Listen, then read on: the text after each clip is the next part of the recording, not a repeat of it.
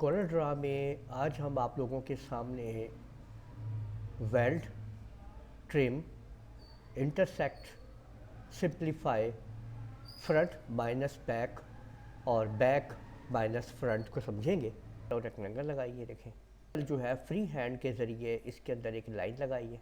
Shape tool लिया है, इसके ऊपर आपने क्लिक किया, कर्व किया, इसको आपने तो थोड़ा सा देखें, इसको आपने यहाँ से मैंने कर्व कर लिया और ये इधर कर दिया है जिसको मैंने, तो कुछ मैंने ऐसे शेप जो है वो बना ली है। ये देखें, जब इन दोनों को सिलेक्ट करूँगा ना, दोनों को, तो देखें ये सारी ऑप्शन ऊपर खुल जाएगी। अब इनको तरतीब वाइज देखते हैं कि क्या करेगा। इसकी हम एक कॉपी एक और निकालते हैं साइड पे। इसको अब हम वेल्ड करते हैं, तो देखें वेल्ड से ये होगा कि ये ऑब्जेक्ट कुछ इस तरीके से वेल्ड हो जाएगा, यानी कोई ऐसा ऑब्जेक्ट बन जाएगा। ठीक है, अब इसकी एक और कॉपी निकालते हैं, देखिए साइड पे ऐसे करके, देखिए इसको साइड पे कर लेते हैं, ये इधर लगा लेते हैं और एक इसको इधर करते हैं ताकि हम समझते जाएं कि क्या क्या काम हो रहा है। ठीक है, ये वाला ऑब्जेक्ट आ गया। अब दोनों को मैंने सेलेक्ट किया हुआ है और यहाँ से देखें मैंने यहाँ पे ट्रिम कर दिया है। अब ट्रिम ने क्या किया है कि ये जो लाइन है ना, ये इसके अंदर ट्रिम कर दी, ये ट्रिम हो गई है और ये लाइन इसके अंदर जा चुकी है, यानी ये दो ऑब्जेक्ट बन गए हैं इसके अंदर। अब अगर मैं इसको यहाँ से ब्रेक का पार्ट करूँगा तो देखें ये ऑब्जेक्ट अलग हो गया, ये ऑब्जेक्ट अलग हो गया। ठीक है, तो इसको भी साइड पे कर लेते हैं, इन ऑब्जेक्ट को देखें। ठीक है, और फिर इसकी एक और कॉपी करते हैं, इन दोनों की सारों को मिला के देखिए, इधर साइड पे हमने कर दी है। ठीक है, इसके ऊपर हम काम कर रहे हैं। तो ये अब हम ट्रिम कर चुके हैं। अब देखिए यहाँ पे है इंटरसेक्ट। अभी हमने दोनों को सिलेक्ट किया हुआ है और इंटरसेक्ट कर लिया। अब इंटरसेक्ट भी क्या करेगा कि ये देखें कि अगर आप गौर करें तो इंटरसेक्ट ने उसके लिए, यानी उस टाइम जो आपकी जो लाइन थी वो वाली, वो उसके अंदर उसने उसको इंटरसेक्ट कर दिया।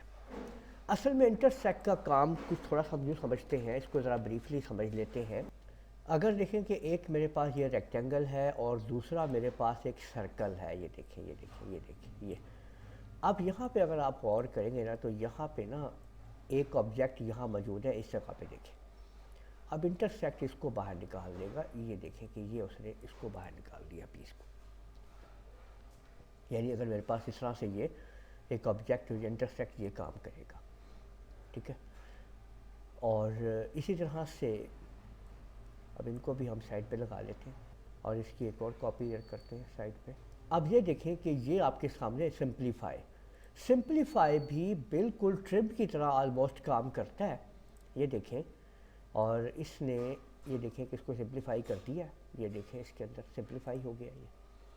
और इसको भी आप उसी तरह से ब्रेक अपार्ट करके अलग अलग कर सकते हैं और इनको आप जो चाहें अलग अलग कलर आप इनको प्रोवाइड कर सकते हैं। ये आप देख लीजिए, इसको आपने अलग कलर, उसको अलग कलर दे दिया आपने। ठीक है, अब देखें कि हम आपके सामने दो ऑब्जेक्ट बनाते हैं, एक ये और एक ये। ठीक है ना, ये देखें दो ऑब्जेक्ट हैं।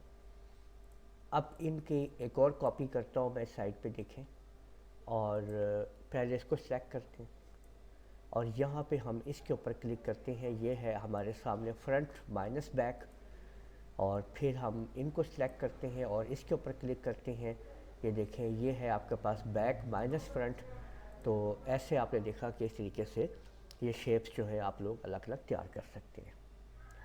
तो आज की वीडियो में हमने मुकम्मल तौर पे इन दो ऑब्जेक्ट को सिलेक्ट करते हैं, तो हमने यहाँ पे ये वेल्ड, ट्रिम और intersect, simplify, front minus back और बैक माइनस फ्रंट को समझ लिया है। तो उम्मीद है आप लोगों को ये वीडियो पसंद आई होगी। इस वीडियो को आप लाइक कीजिए, शेयर कीजिए, कमेंट करना ना भूलिएगा। और अगर आप लोगों ने अभी तक मेरा चैनल सब्सक्राइब कर लीजिए, साथ बेल आइकन को भी क्लिक कर लिया करें ताकि आप लोगों को आने वाली मेरी तमाम वीडियोस बर वक्त मिल सकें। इजाज़त दीजिएगा, अल्लाह हाफिज़।